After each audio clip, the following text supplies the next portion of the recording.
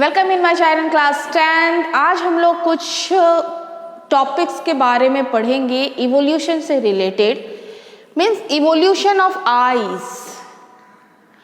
आप लोग सभी देख रहे हैं कि जितने ऑर्गेनिज्म हैं वो चाहे वो इनवर्टिब्रेट्स हो चाहे वो वर्टिब्रेट्स हो, सब में एक कॉमन फीचर हम लोग को दिखता है, क्या? आईज का स्ट्रक्चर। भले ही सबके आईज का जो डिज़ाइन है वो अलग अलग है, बट सब में ये प्रेजेंट है ना। फिर हम लोग देखेंगे कि क्या इवोल्यूशन ऑफ फेदर कैसे हुआ, इवोल्यूशन बाय आर्टिफिशियल सिलेक्शन मैं बात करूंगी ये क्या है, और evolution should not be equated with the progress, right. तो हम लोग इन चारों टॉपिक के बारे में इस वीडियो में बात करने वाले हैं, क्योंकि ये जो टॉपिक्स है बहुत ज़्यादा बड़े नहीं है, इसलिए मैं इसे एक वीडियो में ही कवर कर रही हूँ, ठीक है। तो इवोल्यूशन ऑफ आई, मैंने कहा कि एक कॉमन स्ट्रक्चर हमें, चाहे वो इनवर्टिब्रेट्स हो चाहे वो वर्टिब्रेट्स हो, सभी जीवों में दिखता है कि सब में आइज का स्ट्रक्चर जो है वो प्रेजेंट है। चाहे छोटा आँख हो या बड़ा आँख हो, चाहे कुछ भी स्ट्रक्चर हो उनका, लेकिन प्रेजेंट है। इसका मतलब क्या है?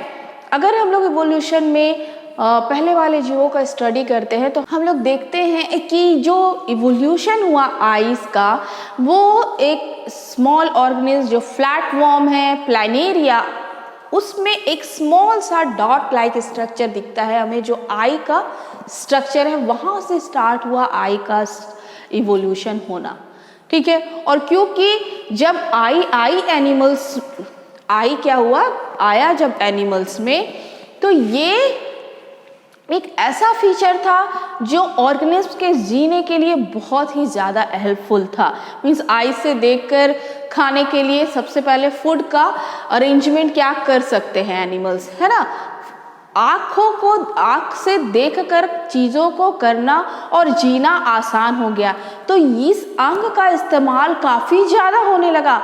चाहे वो कोई भी जीव हो, कैसे भी जीव हो, जैसे जैसे जीवों का इवोल्यूशन हुआ, को ये आई क्योंकि हमेशा क्या हुई, वर्क मोड में रही, हमेशा इसका इस्तेमाल होता रहा, इसलिए ये आई कभी भी वेस्टिजियल ऑर्गन नहीं बना, और हर इवोल्यूशन के बाद ये डेवलप करता गया, और आज हम लोग लगभग जितने भी ऑर्गेनिज्म देखते हैं, चाहे वो ऑक्टोपस हो पानी में रहने वाला, चाहे वो फिशेस हो, चाहे वो स्नेल हो, चाहे कुछ भी हो, सब में आइज प्रेजेंट है।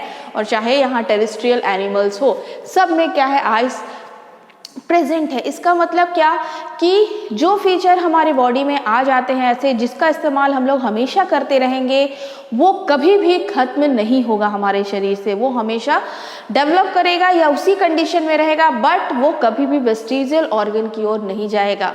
क्लियर? अब हम लोग बात करते हैं evolution of feathers.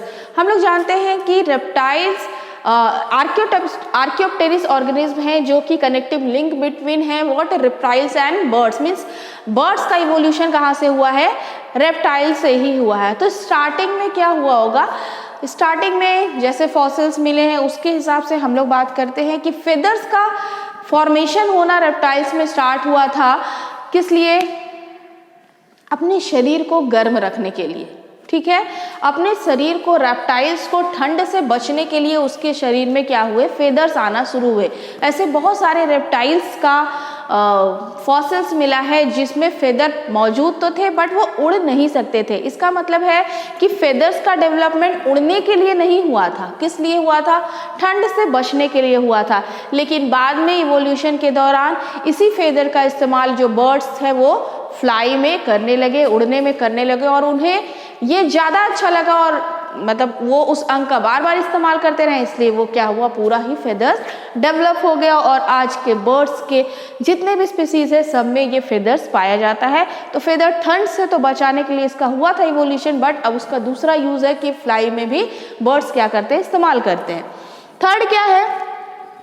Evolution bye artificial selection. यहाँ पर आर्टिफिशियल सिलेक्शन की बात करी है। हम लोगों ने जितना भी चीज़ें इवोल्यूशन में बात की है वो फॉसिल्स बेसिस पे है, मतलब कि हम लोगों ने जिसके फॉसिल्स देखे, कितने साल पुराने थे वो सब हम लोगों ने देखा, तो हम लोग क्या किए, एक रिलेशन बनाए हुए हैं कि इसका इवोल्यूशन इससे हुआ, इसका इवोल्यूशन उससे हुआ। बट यहाँ पर क्या बात की गई है, यहाँ पर कोई भी एविडेंस के आधार पर नहीं कहा गया, मतलब कि फॉसिल्स के आधार पर बात नहीं की गई है।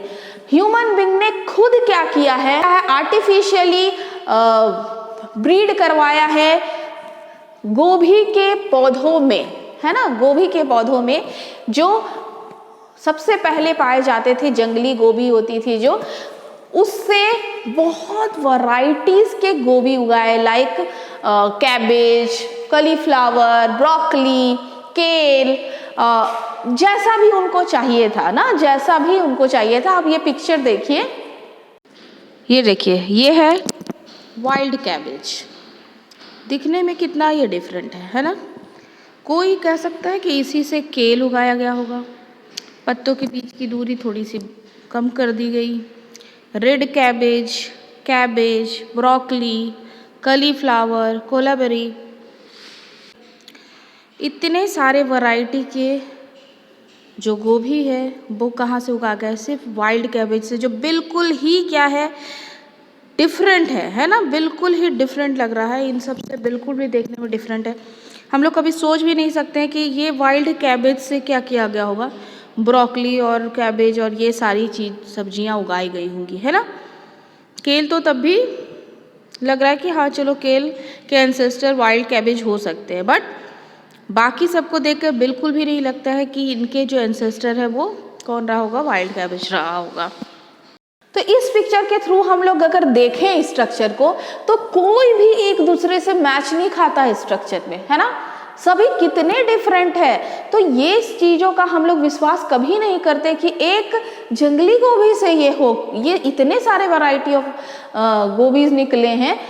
अगर हमने ये खुद क्या नहीं करवाया होता, खुद इंटरब्रीड नहीं करवाया होता, मीन्स अपने से करवाए हुए से अगर हम लोग देखते हैं कि इतने डिफरेंट स्ट्रक्चर के स्पीसीज के गोभी निकल रहे हैं, इसका मतलब है कि जो नेचुरल सिलेक्शन हुआ होगा, नेचुरल वेरिएशंस आए होंगे, वो कितना, मतलब हम लोग, हो सकता है हम लोग कहाँ से आए हों, हम लोग इन्वर्टिब्रेट से आए हों या हम लोग फिशेस से आए हों, तो कहीं से भी इवोल्यूशन हो सकता है और हमारे बीच अब बिल्कुल भी सिमिलैरिटी नहीं है, ठीक है। चौथी बात मैं करती हूँ, evolution should not be equated the progress. हम लोग को इवोल्यूशन को प्रोग्रेस नहीं बोलना चाहिए, मतलब इवोल्यूशन का मतलब ये नहीं है कि विकास हो गया है, क्योंकि जिस भी जीव से हमारा इवोल्यूशन हुआ है उसका भी अस्तित्व अभी बना हुआ है इस पृथ्वी पर, और वो भी उतने ही इम्पोर्टेंट है जितने इम्पोर्टेंट हम हैं। लाइक मान लीजिए कि मंकी से चिंपैंजी हुआ, चिंपैंजी से हम लोग हुए, या हम लोग के सबके इंसेस्टर्स एक ही हैं, तो आज भी वो ऑर्गेनिज्म इस पृथ्वी पर मौजूद है। तो ऐसा नहीं है कि हम उनसे, मतलब बंदरों से हमारा इवोल्यूशन हो गया तो हम लोग प्रोग्रेसिव है, मीन्स हम लोग का जो ग्रुप है वो बहुत प्रोग्रेसिव है। वो भी इस पृथ्वी पर क्या है, बहुत ही इंपॉर्टेंट है। चिंपैंजी भी इंपॉर्टेंट है, मंकीज भी इंपॉर्टेंट है। तो इवोल्यूशन को हम लोग प्रोग्रेस नहीं कह सकते, ठीक है। इवोल्यूशन से नए नए स्पीसीज का फॉर्मेशन तो हुआ, बट इसका मतलब ये नहीं है कि प्रोग्रेस हो गया। सो इवोल्यूशन को हम लोगों को बिल्कुल भी विकास नहीं समझना चाहिए। क्लियर है?